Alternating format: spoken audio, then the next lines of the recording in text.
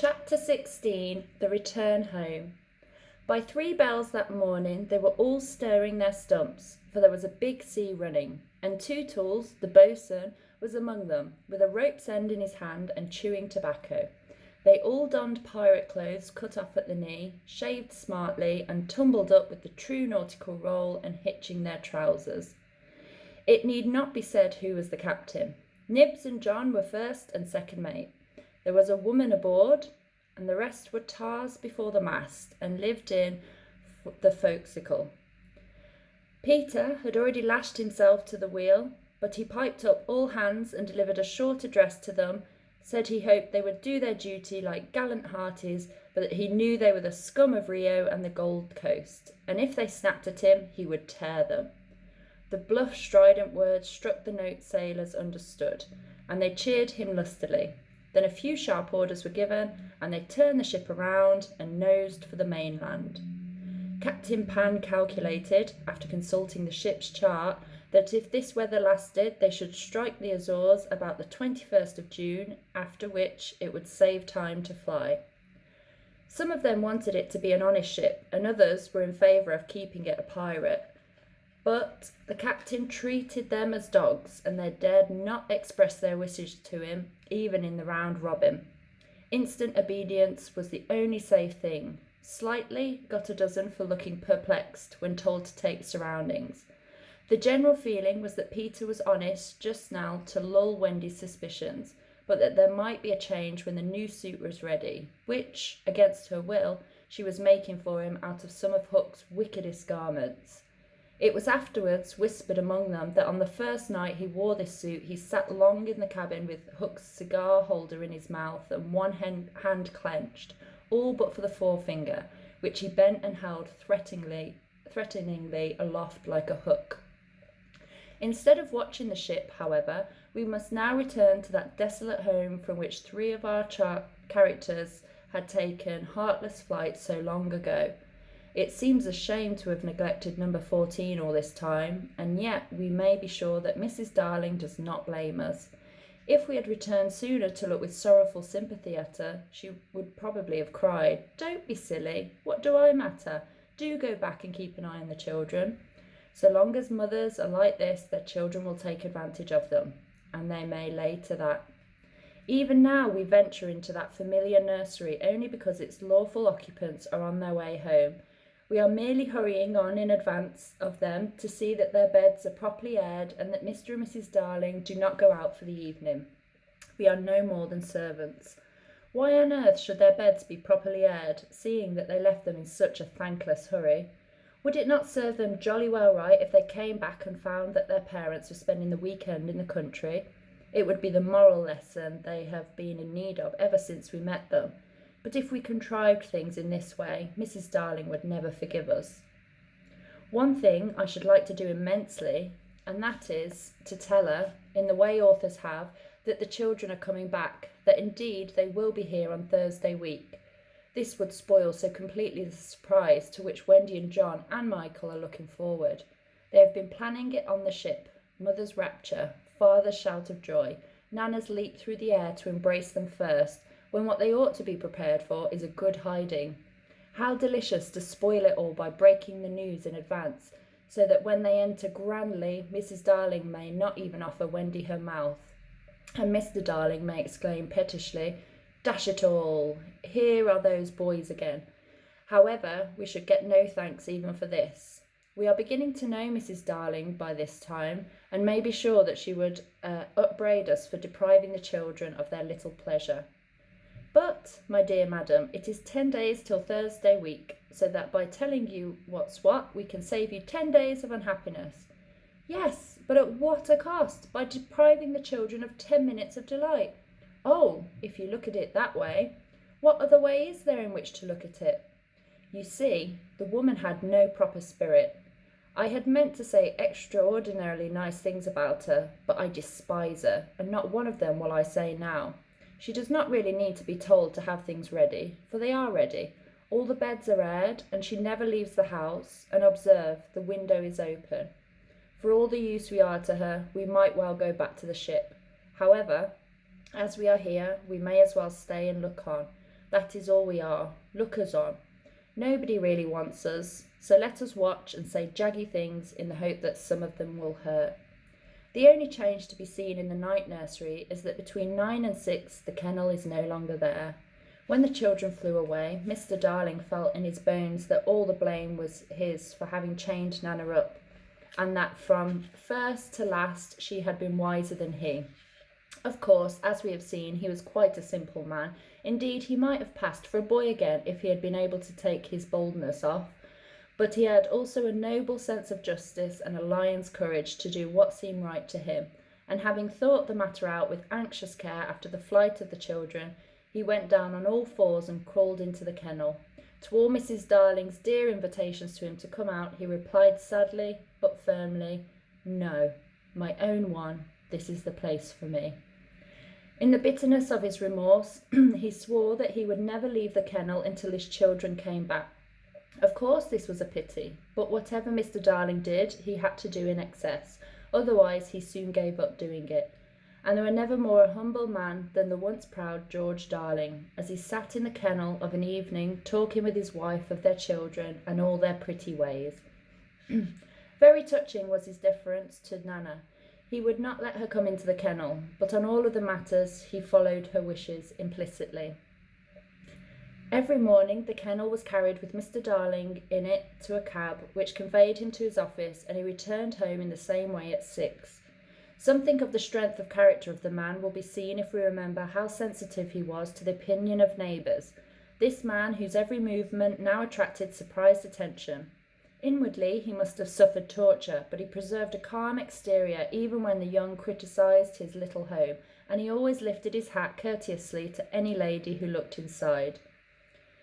It may have been quixotic, but he was magnificent. Soon the inward meaning of it leaked out, and the great heart of the public was touched. Crowds followed the cab, cheering it lustily. Charming girls scaled it to his autograph. Interviews appeared in the better class of papers, and society invited him to dinner and added, "Do come in the kennel." On that eventful Thursday week, Mrs. Darling was in the night nursery awaiting George's return home, a very sad-eyed woman. Now that we look at her closely and remember the gaiety of her in the old days, all gone now just because she has lost her babes, I find I won't be able to say nasty things about her after all. If she was too fond of her rubbishly children, she couldn't help it. Look at her in her chair, where she has fallen asleep. The corner of her mouth, where one looks first, is almost withered up. Her hand moves restlessly on her breast as if she had a pain there. Some like Peter best, and some like Wendy best, but I like her best. Suppose, to make her happy, we whisper to her in her sleep that the brats are coming back. They are really within 2 miles of the window now and flying strong, but all we need whisper is that they are on the way. Let's. It is a pity we did it, for she has started up calling their names, and there is no one in the room but Nana. Oh, Nana, I dreamt my dear ones had come back. Nana had filmy eyes, but all she could do was put her paw gently on her mistress's lap, and they were sitting together thus when the kennel was brought back. As Mr. Darling puts his head out to kiss his wife, we see that his wife is more worn than of yore, but has a softer expression. He gave his hat to Lisa, who took it scornfully, for she had no imagination and was quite incapable of understanding the motives of such a man. Outside, the crowd who had accompanied the cab home was still cheering, and he was naturally not unmoved. "Listen to them," he said. "It's very gratifying." "Lots of little boys," sneered Lisa. "There were several adults today," he assured her with a faint flush, but when she tossed her head he had not a word of reproof for her. Social success had not spoilt him, it had made him sweeter. For some time he sat with his head out of the kennel, talking with Mrs. Darling of his success, and pressing her hand reassuringly when she said she hoped his head would not be turned by it. "But if I had been a weak man," he said, "good heavens, if I had been a weak man." "And George," she said timidly, "you are as full of remorse as ever, aren't you?" "Full of remorse as ever, dearest. See my punishment, living in a kennel." "But it is punishment, isn't it, George? You are sure you are not enjoying it?" "My love!" You may be sure she begged his pardon, and then, feeling drowsy, he curled round in the kennel. "Won't you play me to sleep," he asked, "on the nursery piano? And as she was crossing to the day nursery, he added thoughtlessly, "And shut that window. I feel a draught." "Oh, George, never ask me to do that. The window must always be left open for them. Always, always." Now it was his turn to beg her pardon, and she went into the day nursery and played, and soon he was asleep, and while he slept, Wendy and John and Michael flew into the room. Oh no, we have written it so, because that was what the charming arrangement planned by them before we left the ship. But something must have happened since then, for it is not they who have flown in, it is Peter and Tinker Bell. Peter's first words tell all. "Quick, Tink," he whispered. "Close the window, bar it. That's right.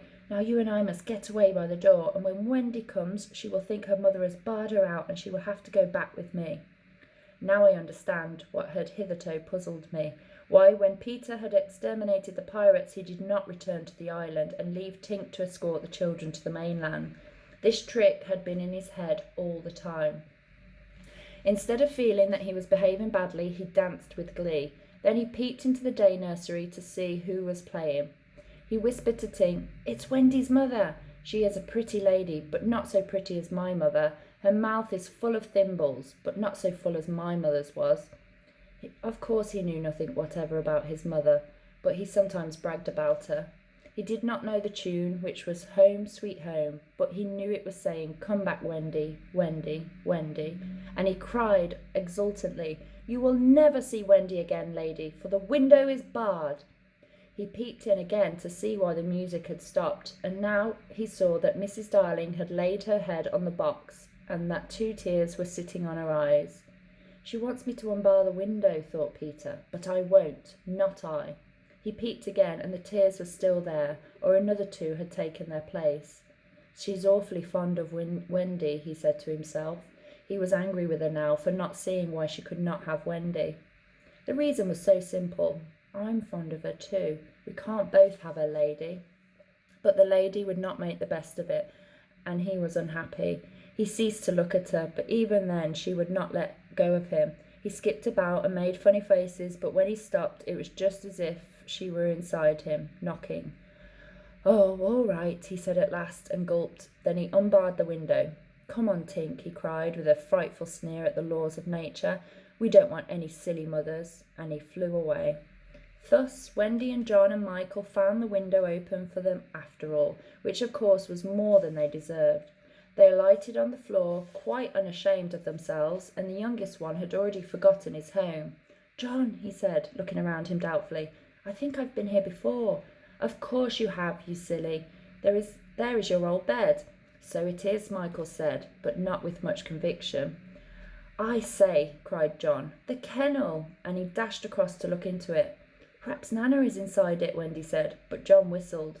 "Hello," he said, "there's a man inside it." "It's Father!" exclaimed Wendy. "Let me see Father," Michael begged eagerly, and he took a good look. "He is not so big as the pirate I killed," he said, with such frank disappointment that I am glad Mr. Darling was asleep. It would have been sad if those had been the first words he heard his little Michael say. Wendy and John had been taken aback somewhat at finding their father in the kennel. "Surely," said John, like one who had lost faith in his memory, "he used not to sleep in the kennel." "John," Wendy said falteringly, "perhaps we don't remember the old life as well as we thought we did."